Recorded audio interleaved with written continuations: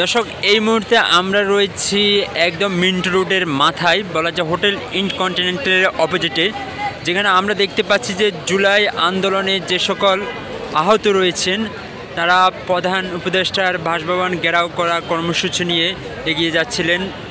তারা সবাই বেশ কিছু দাবি দাওয়া নিয়ে মূলত এগিয়ে যাচ্ছিলেন, কিন্তু পুলিশ ব্যারিকেডের কারণে তারা আর বেশি এগুতে পারেননি। বলা যায় যে পুলিশ তাদেরকে খুব শক্তভাবে অবস্থান নিয়ে ব্যারিকেড দিয়েছে, আর সে ব্যারিকেডের কারণে তারা মূলত প্রধান উপদেষ্টার যে বাসভবন রয়েছে যমুনা, সে যমুনার দিকে আর এগুতে পারেনি। তবে তারা এই মুহূর্তে মিন্ট রোডের মাথায় অর্থাৎ হোটেল ইন্টারকন্টিনেন্টালের এইখানে তারা সবাই বসে পড়েছে এবং অবস্থান কর্মসূচি পালন করছে।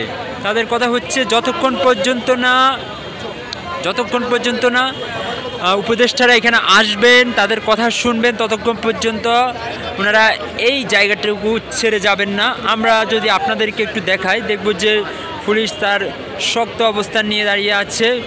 পুলিশের খুব শক্ত একটা ব্যারিকেডে বলা যায়। তবে আমরা দেখতে পাচ্ছি জুলাই আন্দোলনে আহত যারা রয়েছেন সে সকল আহতদের সাথে তাদের ফ্যামিলির অনেক পরিবার, অর্থাৎ ফ্যামিলির যে সকল মেম্বার্সরা আছেন, বাবা মা থেকে শুরু করে যারা আছেন, অনেকে তাদের সাথে আসছেন এখানে।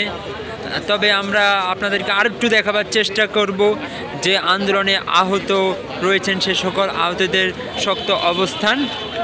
আমরা দেখতে পাচ্ছি যে তাদের এখন এই মুহূর্তে অবস্থান নিয়েছেন এবং বললেন যে যতক্ষণ পর্যন্ত না প্রধান উপদেষ্টারা আসবেন ততক্ষণ পর্যন্ত তাদের এই অবস্থান কর্মসূচি চলতে থাকবে।